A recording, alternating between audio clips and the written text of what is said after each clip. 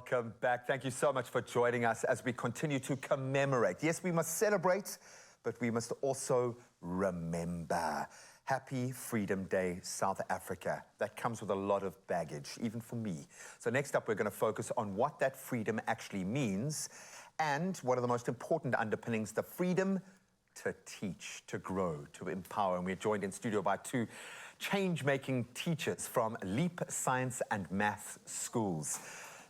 The most important job probably, leading learning organization created to give South Africans, young South Africans, the academic and life skills, social skills they need to become future leaders.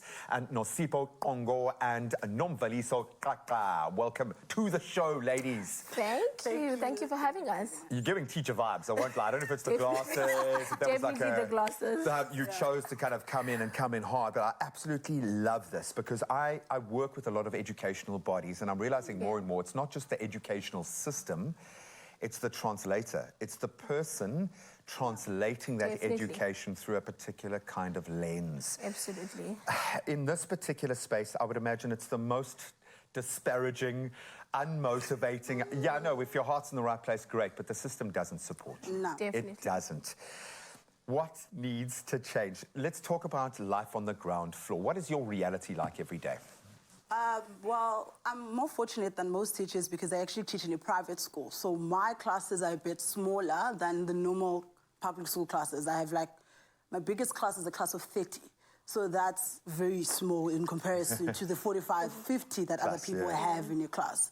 But it's very difficult, literally just having kids in class and trying to ensure that they get the best out of you and you are bringing out the best out of them, trying to give them education, but also following the syllabus, because even the syllabus itself sometimes is a bit... illogical. Yeah. Yeah, I mean, we've been through this journey. All of us have been through the education system in one way or another.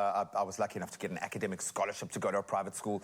I got more value out of the Model C school, to be quite honest, in terms of the success factors after school. But that was my personal journey. I've realized as a parent, very often the educational system and teachers are placed on different sides of a coin. And parents should be supplementing what you're doing and vice versa. Is there the support that you need? Are these links being identified and made in your space? Right, so when we talk about teaching and learning, we refer to the learner at the center, the parent helping, and the teacher. Holy Trinity. We make an example of a three-legged pot. So then the pot is kind of like jiggling around because the support is not really structured.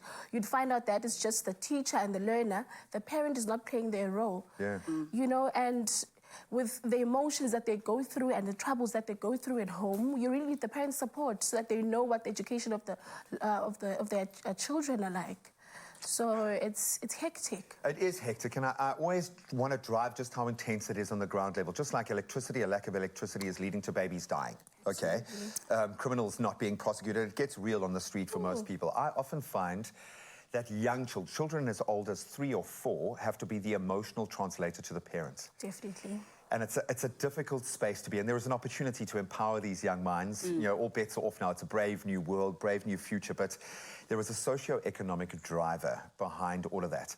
You've chosen to work in the Leap space. There is something about this particular space that feels like maybe a watershed moment is here. Why is this your passion? Why is it so important for us to focus on this area? Education or the way that Leap does it. The way that you guys do it. I think because I was a Leap student. I'm a Leap teacher now, but I was actually a Leap student. Me too. So enough said. Case in point. Boom. Yeah. So for me, it's because of everything that I learned and everything that I got from the system when I went through it through Leap. It's not just about the child, it's not just about the curriculum, but the child holistically.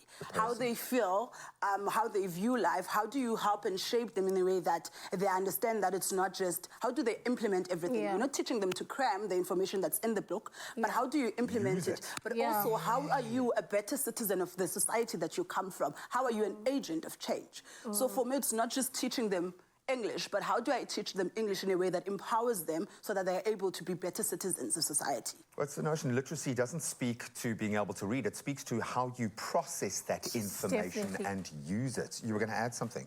Now, I wanted to say with the Leap system, it has helped me first because I was also part of this LEAP system. We don't really look at the child's academic performance only, but we also look at the emotional development because that on its own can impact the intellect of the child. So how do we then pay attention to how this child is feeling, what's going on at home? So that obviously has an impact on their learning. So we also develop their emotions as well. You know, I'm almost bursting out crying because I can remember my first journey into this foray with a young learner who was on the street, couldn't wash his clothes, was embarrassed to go back to school. And I'm thinking he's still connected to the schooling system, but looking after himself. And I remember the day that he came to crash with me because Paradise City, the notorious shelter that he was living in, had been closed down. And I asked him, how are you?